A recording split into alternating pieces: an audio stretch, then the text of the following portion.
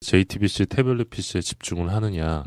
이게 결국 변이제로 네, 손석희를 공격하는 거거든요. 박근혜가. 네. 박근혜가 변이제로 손석희를 공격하고 있는 게 현 상황이고. 뭔가 이렇게 칼 같은 변희재라는 사람이. 예. 네.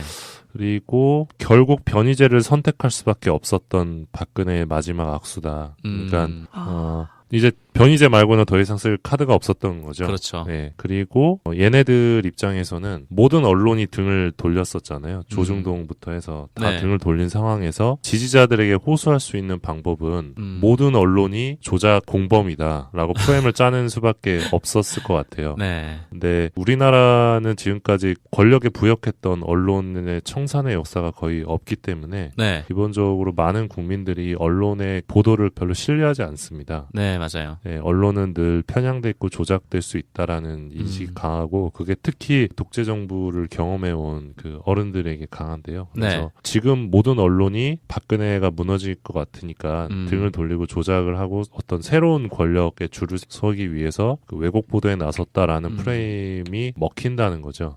이런 일을 만들었다. 그렇습니다. 네. 그리고 이 상황에서 홍석현 출마설 같은 풍문이 그 이런 프레임에 더 힘을 주게 되는 거죠. 네. 그러니까 홍석현이 출마를 하기 위해서 손석희를 이용해 박근혜를 끌어내리고 자신의 영향력을 강화시켰다. 뭐 이런 식의 프레임이죠. 그 일부 뭐 대한문에서 집회하신 분들 피켓 중에 뭐 그런 내용도 있는 것 같더라고요. 네. 예. 그리고 탄핵의 스모킹건이 된 거는 JTBC 보도가 맞기 때문에 네. 또 여기에서의 어떤 상징적 인물인 손석희를 잡아서 그 손석희의 개인적인 면까지 탈탈 털고 네. 계속해서 노이즈를 만들어내면서 사람들에게 피로감을 주고 또 이제 허위 주장이더라도 그거를 계속 반복하다 보면 네. 믿고 싶지 않은 사람들도 정말 그럴까라는 생각은 한 번쯤 하게 되거든요. 그렇죠. 그게 이제 과거 그 80년 전에 나치 선전장관이었던 괴벨스가 했던 그 선전선동 방식인데 그거를 그대로 베껴 쓰고 있는 상황이라고 보시면 될 것 같아요. 100년 전에 쓰던 거를. 예, 그래서 그 조중동도 등을 돌리고 네. MBC를 제외한 공영 언론도 등을 돌리고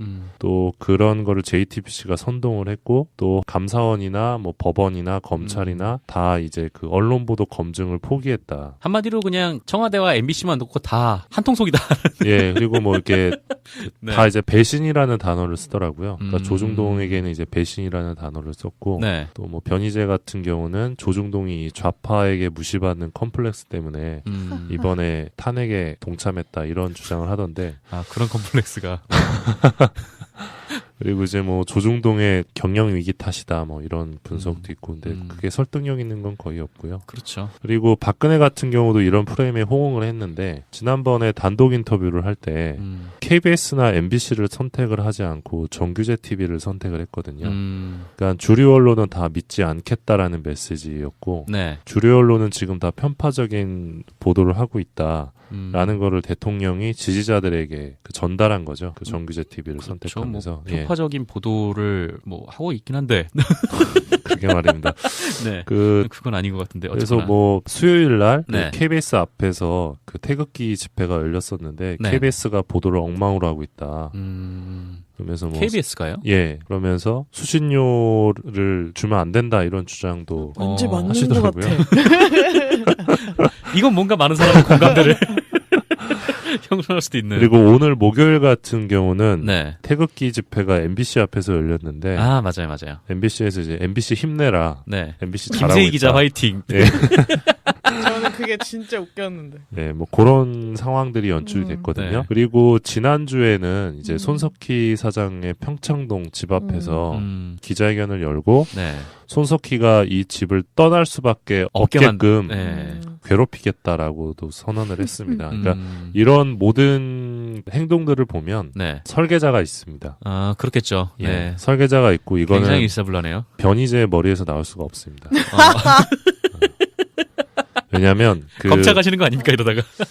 뭐 보내주세요. 네. 그 10월 24일 날 네. JTBC 태블릿 PC 보도가 나온 다음에 며칠 뒤에 김진태 의원이 태블릿 PC가 최순실 것이 아닐 수 있다라는 주장을 처음으로 합니다. 아, 그랬었죠. 그날이 10월 27일로 기억을 하는데요. 10월 27일 날 그날 최순실의 통화 내역이 언론 보도에 나온 적이 있는데 네. 내게 아닌 것처럼 언론 보도가 조작된 걸로 몰아야 한다. 있다. 그런 라는 얘기가 있었죠. 통화 내역이 한 보름 전쯤인가에 보도로 나왔습니다. 네. 그러니까 정리를 하면 그날 최순실이 누군가에게 이제 메시지를 지령을 내린 거고 김진태가 그걸 충실히 이행을 한 거죠. 법사위에서. 그렇죠. 그런 다음에 그 다음 주 월요일 그러니까 태블릿 PC 보도가 나온 뒤 정확히 일주일 뒤부터 네. 상암동 JTBC 본사 앞에서 태극기 집회가 시작이 됩니다. 그렇군요. 그러니까 조직적으로 움직인 거예요. 네. 그리고 어제 특검이 밝힌 내용을 보면은 태블릿 PC 보도가 난 직후에 박근혜 대통령하고 최순실이 통화를 한 정황이 또 있어요. 그렇습니다. 네. 그러니까 이거는 굉장히 누군가의 플랜에 따라서 움직였던 거고요. 여기에 이제 새누리당도 포함이 돼 있는 거죠. 그리고 이제 국가정보원도 저는 포함이 되어 있을 거라고 생각을 하고요. 네. 어쨌든 10월 31일부터 11월 9일까지 JTBC 사호 앞에 집회 신고를 하고 조작됐다는 주장을 합니다. 근데 이게 파급력이 별로 없었어요. 그러다 보니까 JTBC 심수미 기자가 올해의 여기자상을 이제 수상을 하니까 네. 거기 행사장까지 쫓아가서 압력을 행사를 했고 아, 그래요. 11월 10일에는 어버이연합이 이제 손석희 사장을 서울중앙지검에 형사고발을 합니다. 네. 근데 역시 별 효과가 없죠. 없었습니다. 그런 상황에서 1월 10일에 네. 박사모 엄마부대 자유총연맹 어버이연합이 이제 아까 정민경 기자가 말한 태블릿 PC 조작 진상규명위원회를 만들고 여기 이제 집행위원으로 태블릿 PC 전문가 변희재를 영입합니다. 태블릿 PC 전문가. 이 사람 태블릿 PC 전문가는 무슨 자격증을 따야 되나요? 태블릿 PC 전문가셨어요? 이게 처음 알았네. 네. 이게 최순실이 자신의 재판 과정에서 변희재를 증인으로 신청을 합니다. 아, 증인으로 태블릿 PC 전문가라고. 예, 태블릿 PC 전문가로 이제 변희재 증인 그거 신청을 몇 년 전에 해가지고. 포털 전문가 아니었나? 아무튼 그랬고 복수 전공. 네. 복수 예, 전공. 이 논문 태블릿 조작 PC 전문가 됐었죠. 그 진상규명위원회가 생기고 일주일 뒤부터 네. 이제 방송통신심의위원회에서 농성을 시작을 합니다. 그러니까 굉장히 계획적으로 움직이고 있는 거예요. 그렇죠. 그러면서 박효종을 만나서 압박을 하고 맞아. 이제 김문수나 윤상현, 김진태가 계속 호응을 해주는 가운데 네. 이 논의들이 이제 여당 의원들이 이제 이 집회에 참석을 하니까 보도가 나오게 되죠. 조금씩 보도가 나오면서 최근에는 이제 손석희와 관련된 각종 입에 담고 싶지 않은 그런 호화저택 논란이나 그러니까 호화저택, 스스로 네. 논란을 만들어내는 거죠. 네. 그리고 아들 커피 대접 네. 안에도 있었잖아요. 그게 뭐냐면 커피 대접은 뭐예요? 변희재 전 대표와 네. 그 단체들이 평창동 앞에 왔는데 손석희 사장이 네. 손님이 집 앞에 왔는데 커피를 대접을 안 한다. 그러면서 인성에 문제가 있다. 그게 제목이에요. 기사 제목이 변희재 따옴표 네. 손석희 사장 집 앞에 손님 왔는데 커피 한 잔 안 줘. 이게 기사 제목이 있어요. 미디어워치. 제가 요새 네. 워낙 이쪽 이슈를 팔로잉을 하다 보니까 네. 미디어워치를 매일 들어가요. 근데 너무 중독성이 있어요. 고된 일 하시네요. 네, 진짜. 그래서 네. 약간 이런 것까지 털었네? 그러니까 커피를 안 준다. 네, 정말 이상한 트집을 잡으면서 네, 그러고 있더라고요. 그래서 그렇군요. 어떻게든 탄핵 관련해서 헌재 결정이 날 때까지 어떻게든 노이즈를 끌어서 흔들어 보겠다는 의도 같은데 그렇죠. 마지막 발악이라고 생각을 하고요. 이 변희재를 키맨으로 선택했다는 것 자체가 네.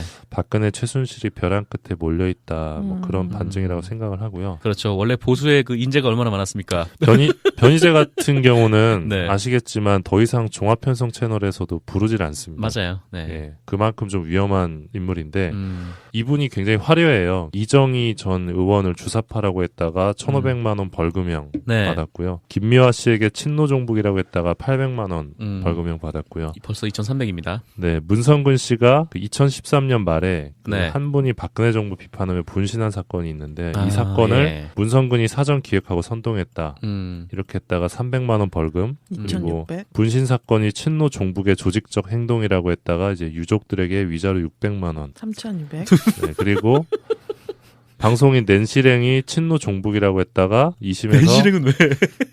벌금 400만 원. 3,600. 그리고 이재명 성남시장을 종북 매국노라고 했다가 네. 2심에서 400만 원. 4,000. 네, 이렇게 사실 확정된 게 4천이고요. 네. 그리고 김광진 전 더불어민주당 의원의 명예를 훼손해서 징역 6월에 집행유예 1년을 선고받기도 했습니다. 그래요.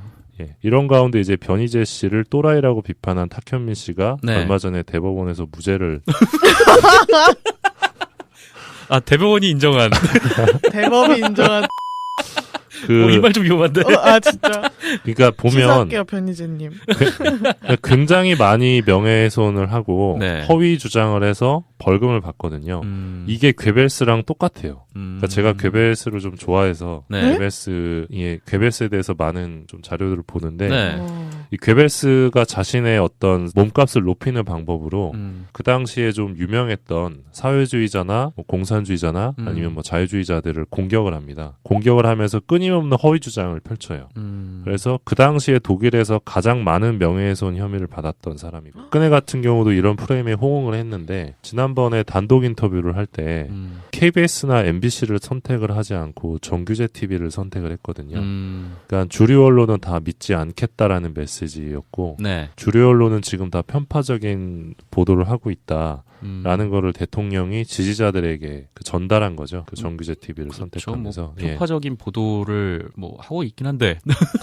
그게 말입니다. 네. 그건 아닌 것 같은데. 그래서 어쨌거나. 뭐 수요일 날 네. KBS 앞에서 그 태극기 집회가 열렸었는데 네. KBS가 보도를 엉망으로 하고 있다. 그러면서 뭐 KBS가요? 예, 그러면서 수신료를 주면 안 된다 이런 주장도 왠지 맞는 것 하시더라고요. 같아. 이건 뭔가 많은 사람의 공감대를 형성할 수도 있는. 그리고 오늘 목요일 같은 경우는 네. 태극기 집회가 MBC 앞에서 열렸는데 맞아요. MBC에서 이제 MBC 힘내라. 네. MBC 잘하고 김세희 있다. 기자 화이팅. 예, 라는 생각은 한 번쯤 하게 되거든요. 그렇죠. 그게 이제 과거 그 80년 전에 나치 선전장관이었던 괴벨스가 했던 그 선전선동 방식인데 그거를 그대로 베껴 쓰고 있는 상황이라고 보시면 될 것 같아요. 100년 전에 쓰던 거를. 예, 그래서 그 조중동도 등을 돌리고 네. MBC를 제외한 공영 언론도 등을 돌리고 또 그런 거를 JTBC가 선동을 했고 또 감사원이나 뭐 법원이나 검찰이나 다 이제 그 언론 보도 검증을 포기했다. 한마디로 그냥 청와대와 MBC만 놓고 다 한통속이다. 예, 그리고 뭐 이렇게 네. 다 이제 배신이라는 단어를 쓰더라고요. 그러니까 조중동에게는 이제 배신이라는 단어를 썼고 네. 또 뭐 변희재 같은 경우는 조중동이 좌파에게 무시받는 컴플렉스 때문에 이번에 탄핵에 동참했다 이런 주장을 하던데 그런 컴플렉스가. 그리고 이제 뭐 조중동의 경영 위기 탓이다 뭐 이런 분석도 있고 근데 그게 설득력 있는 건 거의 없고요. 그렇죠. 그리고 바퀴 독재 정부를 경험해온 그 어른들에게 강한데요. 그래서 네. 지금 모든 언론이 박근혜가 무너질 것 같으니까 등을 돌리고 조작을 하고 어떤 새로운 권력의 줄을 서기 위해서 그 왜곡 보도에 나섰다라는 프레임이 먹힌다는 거죠. 이런 일을 만들었다. 그렇습니다. 네. 그리고 이 상황에서 홍석현 출마설 같은 풍문이 그 이런 프레임에 더 힘을 주게 되는 거죠. 네. 그러니까 홍석현이 출마를 하기 위해서 손석희를 이용해 박근혜를 끌어내리고 자신의 영향력을 강화시켰다. 뭐 이런 식의 프레임이죠. 그 일부 뭐 대한문에서 집회하시는 분들 피켓 중에 뭐 그런 내용도 있는 것 같더라고요. 네. 예. 그리고 탄핵의 스모킹건이 된 거는 JTBC 보도가 맞기 때문에 네. 또 여기에서의 어떤 상징적 인물인 손석희를 잡아서 그 손석희의 개인적인 면까지 탈탈 털고 네. 계속해서 노이즈를 만들어내면서 사람들에게 피로감을 주고 또 이제 허위 주장이더라도 그거를 계속 반복하다 보면 네. 믿고 싶지 않은 사람들도 정말 그럴까라는 JTBC 태블릿 PC에 집중을 하느냐 이게 결국 변희재로 네. 손석희를 공격하는 거거든요. 박근혜가 네. 박근혜가 변희재로 손석희를 공격하고 있는 게 현 상황이고 뭔가 이렇게 칼 같은 변희재라는 사람이. 예. 네. 그리고 결국 변희재를 선택할 수밖에 없었던 박근혜의 마지막 악수다. 그러니까 이제 변희재 말고는 더 이상 쓸 카드가 없었던 거죠. 그렇죠. 네. 그리고 얘네들 입장에서는 모든 언론이 등을 돌렸었잖아요. 조중동부터 해서 다 네. 등을 돌린 상황에서 지지자들에게 호소할 수 있는 방법은 모든 언론이 조작 공범이다라고 프레임을 짜는 수밖에 없었을 것 같아요. 네. 근데 우리나라는 지금까지 권력에 부역했던 언론의 청산의 역사가 거의 없기 때문에 네. 기본적으로 많은 국민들이 언론의 보도를 별로 신뢰하지 않습니다. 네, 맞아요. 네, 언론은 늘 편향돼 있고 조작될 수 있다라는 인식이 강하고 그게 특히 저는 그게 진짜 웃겼는데. 네, 뭐 그런 상황들이 연출이 됐거든요. 네. 그리고 지난주에는 이제 손석희 사장의 평창동 집 앞에서 기자회견을 열고 네. 손석희가 이 집을 떠날 수밖에 없게만- 없게끔 네. 괴롭히겠다라고도 선언을 했습니다. 그러니까 이런 모든 이런 행동들을 보면 네. 설계자가 있습니다. 아, 그렇겠죠. 예, 네. 설계자가 있고 이거는 굉장히 일사불란해요. 변희재의 머리에서 나올 수가 없습니다. 왜냐하면 검찰 가시는 거 아닙니까 이러다가?